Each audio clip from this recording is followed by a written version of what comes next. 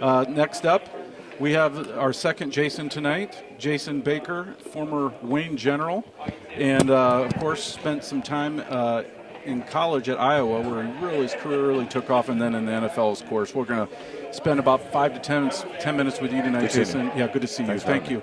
Thank you. First of all, congratulations. What an honor this must be for you. It's really cool, and if you obviously if you know the degree of talent that comes through this town, it's not to be underestimated. I was joking with some people earlier, like I wasn't even a significant contributor to my high school team, if you consider that. I mean, there'll be a guy here as a guest of mine who had a much bigger impact on the success of my high school team than I did. I think you're underselling your performance, Jason. I mean, just to be honest, because Coach Dave Moore, right, was there and was instrumental in your career.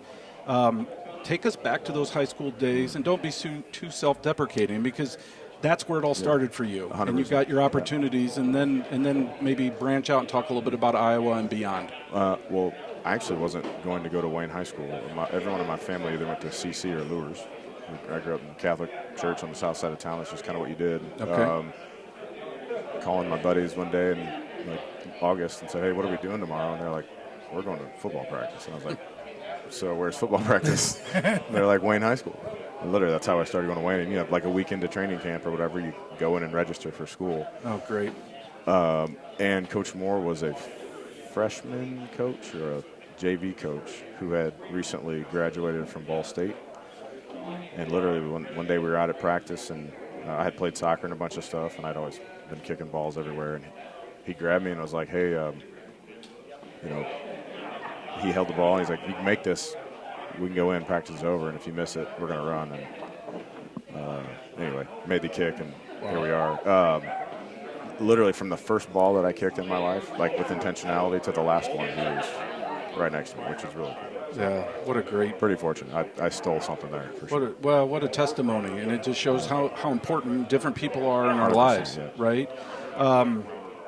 Maybe talk a little bit, Jason, about your time at Iowa. I mean, and then the things really took off for you. I think there were probably people that were surprised because I was on a good high school football team. I'm not actually joking. Like, we would have still won state if I wasn't there. Like, I'm not being like, you just don't punt a lot. And you don't, I mean, we had a bunch of really, really good players. And anyway, I ended up somehow going to a few camps, and all of a sudden people were like, wait, this guy actually can do something. He just wasn't really on tape as much. And I had a significant number of opportunities. But I was the only one where I could go and play football and baseball, and I could play football right away.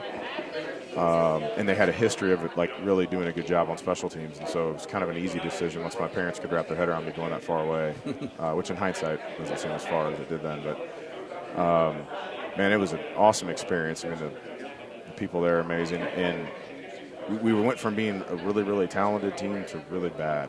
And so I think at the end of my senior year, I had punted more times than like any punter had in college football at that point, right? So I got a lot of reps, which maybe didn't feel as good then, but it definitely, And so that was something that in hindsight was really cool. And just trying to incrementally improve all the time. And I had some NFL pedigree coaching at Iowa. And so like the transition to the NFL actually happened to me my junior year of college during a coaching change. And I didn't recognize that till years later, preaching hang time and like managing the ball and direction and all this. Nobody was doing that in college really. Normally you have to graduate to that. But the guy didn't know anything else. That was my coach then. And so I was like forced to deal with that when I was going into my junior year instead of my freshman or my rookie year of the NFL. So the transition for me actually wasn't as significant. So. Pretty seamless at that point because you were a little bit ahead of the curve. Yeah, I'd already sort of adopted a lot of that thinking, which was helpful. And then just the opportunity to play in the NFL. I mean, that had to be just amazing to think, wow, I'm getting paid to do this. Yeah, it doesn't make any sense. I mean, you think what firemen and teachers get paid, and then what I got paid to kick a football around was really kind of almost at some point you're like, come on, this is kind of broken. Really cool experience. But there's guys in this room tonight that were, they were born. I mean, you got first round picks and stuff here. Like I was a guy when my first year of training camp, we had a preseason game 12 days into camp, and I thought, man, how cool would it be to get to a preseason game?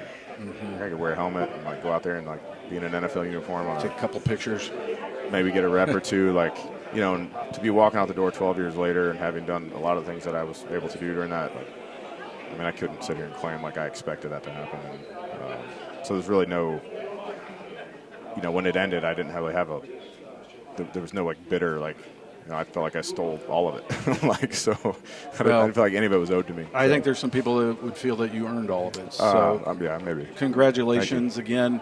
Why don't you get Anthony on deck for us, Maura, and we'll just close up. Do you have a question? Yeah, Jason, just talk about, being a punter, okay, so you spend a lot of time on the sidelines, but when you're called, it's like all eyes are on you. What's that feeling like, especially at the NFL level, to kind of have that pressure and have to really come through in those kind of moments? So it's definitely different. If you were a position player playing all the time, that would be challenging, but you build in routines and you do some psychological preparation where you actually, like what you've seen on TV isn't really where my head is. And like, oh my gosh, this is the score and this is the time of game and oh my gosh, what's going to happen? If you're doing a good job psychologically, you're not really there. But I definitely had moments where there was one in Chicago. We're in the playoffs late in the game. We have like a 4-point lead or a 3-point lead, and it's like 18 degrees and the wind's blowing 25 miles an hour. And like some of the guys are walking by me and like, buddy, I don't want nothing to do with your job right now. So there's some of those situations, but by God's grace, that stuff actually became like you almost get fired up about it. Like you almost started looking for it. Like stack it up. I'm gonna go. Let's go. Give me the ball. Yeah. Early in my career, didn't feel like that. You were hoping to survive those moments. But that's a real thing. You get 7-8 reps in a game, and the other guys get 70. So the mistakes seem to have a greater weight. There's no chance. There's just not an opportunity to fail, right? You just have to be successful at a really high rate, and but it's a tough spot to be in for sure. That's pretty awesome. Well, Jason, we got about just another minute left here. You've already touched on this a little bit, ladies and gentlemen. If you're just now tuning in, former Wayne General Jason Baker, who's being inducted tonight into the IFCA Region 3 Hall of Fame.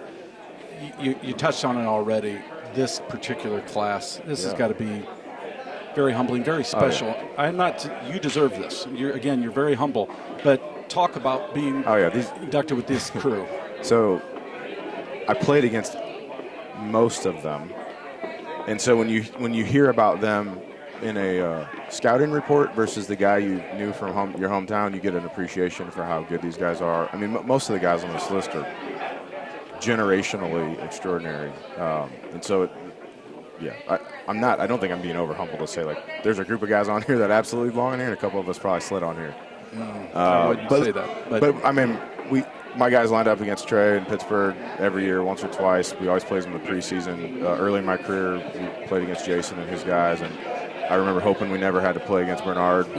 Anthony was just these guys were just like staples, which is sort of when you get to that level, like you almost have a ton of pride in seeing one of your other guys out there. I mean, you want to beat them in the game, but you actually hope, like, if we were playing the Cowboys, like, you kind of hope, like, I hope Anthony gets 2 sacks and then we win by 21 and Jake doesn't get hurt from him sacking him. Perfect. Like, high five him. We and still I'm sure win. early, if you'd faced him early on, because he played a lot of special teams. Yeah, I would just prefer not deal with him. But, so I fortunately didn't have to run into Bernard, which is good. But, you end up having a pride about your peers out there, which is cool. And all these guys were, just A+. Yeah. Yep. Well, thank you, Jason, for joining us. Congratulations again.